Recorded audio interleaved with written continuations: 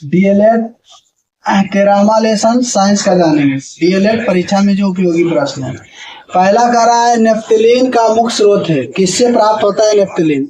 क्या डीजल है, तारकोल है, कोयला है या कपूर है? तो यहाँ से जो होगा नेफ्थलीन जो होता है वो तारकोल से प्राप्त होता है, तो बी नंबर ऑप्शन हमारा बिल्कुल सही होगा। अपने नेफ्थलीन क्या है? तो नेफ्थलीन जो होता है ये ऊर्ध्वपातन का एक उदाहरण प्रदर्शित करता है। जब इसे जलाया जाता है तो ठोस से डायरेक्ट ये गैस में बदल जाता है, जिससे कपूर, तो ये ऊर्ध्वपातन को प्रदर्शित करते हैं। दूसरा नंबर प्रश्न है वायु दाब को मापने का यंत्र क्या कहलाते हैं? तो क्या यह बैरोमीटर है, सिस्मोमीटर है, थर्मोमीटर है या आइसोहेलाइन है? तो जो हम वायु दाब मापते हैं वो बैरोमीटर से मापते हैं। तो ये नंबर प्रश्न हमारा यहाँ ये नंबर जो ऑप्शन है ये बिल्कुल सही होगा। सिस्मोमीटर से या स्फेग्मोमेनोमीटर से एक से मापा जाता है भूकंप की तीव्रता को। अगला नंबर प्रश्न कहा जा रहा है दाब का ऐसा मात्रक है, क्या है? क्या डाइन है, पास्कल है, न्यूटन है, जूल है? दाब का ऐसा मात्रक जो होता है वो पास्कल होता है। बी नंबर ऑप्शन हमारा बिल्कुल सही होगा। और न्यूटन में भी मापा जाता है, तो उसकी इकाई जो होता है न्यूटन प्रति मीटर सेकेंड स्क्वायर होता है। और जूल जो होता है उससे विद्युत ऊर्जा को मापा जाता है। डाइन बल के जो होता है बल के सीजीएस मात्रक के रूप में हम डाइन का प्रयोग करते हैं। चौथा नंबर प्रश्न कर रहा है पर्णहरित में होता है, क्या होता है? जस्ता होता है, कोबाल्ट होता है, लोहा होता है, मैग्नीशियम। पहले जानना है पर्णहरित का मतलब क्या होता है। पर्णहरित का जो इंग्लिश होता है वो क्लोरोफिल होता है। क्लोरोफिल में क्या होता है? तो क्लोरोफिल में मैग्नीशियम होता है। तो यहाँ से डी नंबर ऑप्शन हमारा बिल्कुल सही होगा। जबकि मनुष्य के रक्त में लोहे पाया जाता है। पांचवा नंबर क्वेश्चन है मनुष्य के शरीर में सबसे छोटी अंतःस्रावी ग्रंथि कौन सी? सबसे छोटी अंतःस्रावी ग्रंथि क्या अग्नाशय है, पीयूष ग्रंथि है, गाल ग्रंथि है, अधिवृक्क ग्रंथि है? तो यहाँ से बी नंबर हमारा ऑप्शन बिल्कुल सही होगा, पीयूष ग्रंथि। पीयूष ग्रंथि को बोला जाता है मास्टर ग्रंथि। और ये जो होती है इसे मास्टर ग्रंथि क्यों कहते हैं? क्योंकि ये सभी ग्रंथियों का संचालन और निर्देशन करती है, इसीलिए इसे हम कहते हैं मास्टर ग्रंथि। पीयूष ग्रंथि को ही मास्टर ग्रंथि, सबसे छोटी ग्रंथि पीयूष ग्रंथि। छठा नंबर प्रश्न कह रहा है सूर्य किरणों से निम्न में से कौन सा विटामिन प्राप्त होता है? यानी सूर्य से कौन सा विटामिन प्राप्त होता है? क्या ए, सी, ए, डी, ए, बी है? तो यहाँ जो डी विटामिन है यही हमको प्राप्त होता है। तो सी नंबर ऑप्शन हमारा बिल्कुल सही होगा। ये जो होता है ये होता है हरे साग सब्जियों से, और सी जो होता है ये प्राप्त हमको होता है अलग अलग प्रकार के खट्टे पदार्थों को खाने से। और बी जो होता है बेरी बेरी, ये मोटा अनाज खाने से हमको मिलता है। सातवां नंबर क्वेश्चन कर रहा है नमी की माप किसके द्वारा किया जाता है? किससे मापते हैं नमी को? क्या लैक्टोमीटर है, पोलिरोमीटर है, थर्मोमीटर है या हाइग्रोमीटर है? तो नमी अर्थात आर्द्रता को मापने वाला जो इकाई है वो हाइग्रोमीटर है। तो डी नंबर ऑप्शन हमारा बिल्कुल सही होगा। ताप के लिए थर्मोमीटर का प्रयोग करते हैं, दूध की शुद्धता के लिए लैक्टोमीटर का उपयोग हम करते हैं। आठवां नंबर क्वेश्चन कर रहा है अंगुली के नाखून में विद्यमान प्रोटीन है, क्या होता है जो अंगुली के नाखून में पाया जाता है? क्या एक्टिन है, मायोसिन है, ग्लोबिन है या कैरोटीन है? तो अंगुली में जो हमारा मौजूद होता है वो कैरोटीन होता है। तो डी नंबर ऑप्शन हमारा बिल्कुल सही होगा। नौवां नंबर प्रश्न है किसी वृक्ष को अधिकतम हानि कैसे पहुंचता है? यानी कोई वृक्ष है उसको हानि कैसे पहुंचता है? उसकी पत्तियों में से आधी को नाश होना, सभी पत्तियों का नाश होना, उसकी आधी शाखाओं का नाश होना, उसकी छाल का नाश होना। तो यदि सभी पत्तियों का नाश हो जाए तो वो पौधे बहुत कम विकसित होते हैं। तो बी नंबर ऑप्शन हमारा बिल्कुल यहाँ से सही होगा। 10वां नंबर प्रश्न है विटामिन ई विशेषता किसके लिए महत्वपूर्ण है? यानी विटामिन ई किसके लिए महत्वपूर्ण है? ए नंबर दांतों के विकास के लिए, बी नंबर कार्बोहाइड्रेट उपचयन में, और सी नंबर लिंग ग्रंथि की समान क्रिया में, और डी नंबर उपकला उत्तक के समान स्वास्थ्य के लिए। तो ये जो होता है विटामिन ई इससे होता है लिंग ग्रंथियों के समान क्रियाओं में। तो सी नंबर ऑप्शन हमारा बिल्कुल सही होगा। जनन हार्मोन के नाम से जाना जाता है विटामिन ई। 11वां नंबर क्वेश्चन है पक्षियों में प्राय एक ही क्या होते हैं?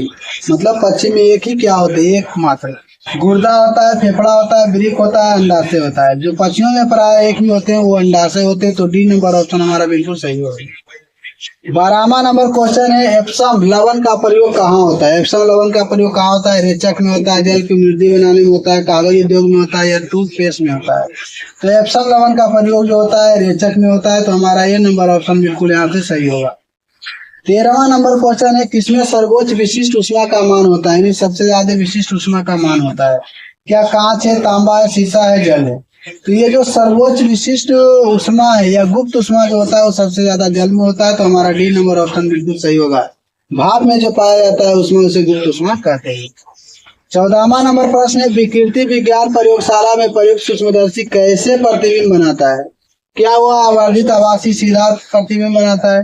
क्या हरा समान वास्तविक एवं सीधा प्रतिबिंब बनाता है? क्या आवर्धित आभासी और प्रतिलोमित प्रतिबिंब बनाता है? क्या हरा समान आभासी और सीधा प्रतिबिंब बनाता है? तो जो विकृति विज्ञान प्रयोगशाला है उसमें जो बनाया जाता चित्र होता है वो होता है आवर्धित आभासी सीधा प्रतिबिंब। तो ये नंबर ऑप्शन हमारा बिल्कुल सही होगा। हरा समान मतलब हो गया बहुत कम दिखाई पड़ना। 15वां नंबर क्वेश्चन है, एल्फोफल किस एक प्रकार के पदार्थ का नाम है? तो ऐसे एल्फोफस नहीं होता है, एल्फांसो होता है। एल्फांसो जो होता है वो फसल, यानी कि हमारा जो बी नंबर ऑप्शन है ये बिल्कुल सही होगा। यहाँ फसल के रूप में उसका उपयोग किया जाता है। 16वां नंबर क्वेश्चन है, घरेलू प्रशीतक में सामान्यतः कौन सा प्रशीतक प्रयोग में आते हैं? नियोन है, ऑक्सीजन है, नाइट्रोजन है, फ्रेन है। तो जो हम घरेलू प्रशीतक में उपयोग करते हैं वो फ्रेन होता है। डी नंबर ऑप्शन हमारा बिल्कुल सही होगा।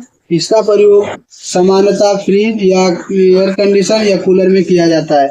यहाँ तक कि ये जो फ्रेन है इसका प्रयोग पुरुष के लिए भी होता है और महिलाओं के लिए भी होता है, जो जिसमें सुंदरता बढ़ाई जाती है उसके लिए हम प्रयोग करते हैं फ्रेन का, जिससे कि हमारी त्वचा जो ठंडी ठंडी हो। अगला क्वेश्चन है 17वां नंबर, हमारे शरीर की किन कोशिकाओं में सबसे कम पुनर्योजन शक्ति होती है? क्या मस्तिष्क कोशिका है, पेशी कोशिका है, अस्थि कोशिका है, यकृत है? यानी सबसे कम पुनर्योजन यानी विकसित होगा। तो ये जो होता है मस्तिष्क कोशिका, ये हमारी जो बच्चे छोटे आयु में पूर्ण विकसित हो जाता है, उसके बाद विकसित नहीं होता है। तो ये नंबर हमारा बिल्कुल यहाँ सही होगा। 18वां नंबर क्वेश्चन है, जोड़ों में से किसका मेल सही है? यानी जोड़ा दिया हुआ कौन सही है? क्या टिटनस बीसीजी में लगाया जाता है? क्या राजलक्ष्मा टीबी यानी टीबी में एटीएस होता है? क्या मलेरिया क्लोरोक्विन का प्रयोग होता है? क्या सर्जिथाइमिन का?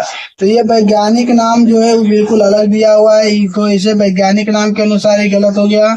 ये टिटेनस में बीसीजी का प्रयोग नहीं, टीबी में इसका प्रयोग करते हैं, और इसी का प्रयोग जो बीसीजी में करते हैं एचमा, और ये जो एटीएस है जो एट्स है इसका प्रयोग हम अलग रोग के कारक में करते हैं। तो ये जो मलेरिया दिया हुआ है क्लोरोक्विन, तो मलेरिया के रोग में हम क्लोरोक्विन का प्रयोग करते हैं। तो यहाँ से सी नंबर ऑप्शन हमारा बिल्कुल सही होगा।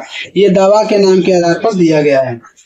अगला 19वां नंबर प्रश्न है, हमारी छोड़ी हुई सांस की हवा में कार्बन डाइऑक्साइड यानी कार्बन डाइऑक्साइड CO2 की मात्रा लगभग कितनी होती है?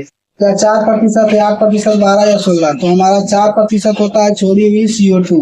CO2 का जो प्रतिशत है 4% है, और O2 का जो प्रतिशत होता है ये 16% होता है। 20वां नंबर क्वेश्चन कर रहा है, रक्तदाब का नियंत्रण कौन करता है? रक्तदाब को कौन नियंत्रित करता है? क्या अधिवृक्क एड्रिनल ग्रंथि है, या अपटू ग्रंथि, थायराइड ग्रंथि है, या थाइमस है, या पित्त या कॉपर स्ल्यूटियम है? तो यहाँ जो है रक्तदाब का नियंत्रण कौन करता है? तो वो करता है अधिवृक्क ग्रंथि अर्थात एड्रिनल ग्रंथि, इसी को कहते हैं। तो ये नंबर ऑप्शन हमारा यहाँ से बिल्कुल सही होगा। इस प्रकार हम डीएलएड से संबंधित प्रश्नों को आसानी से हल करते हैं।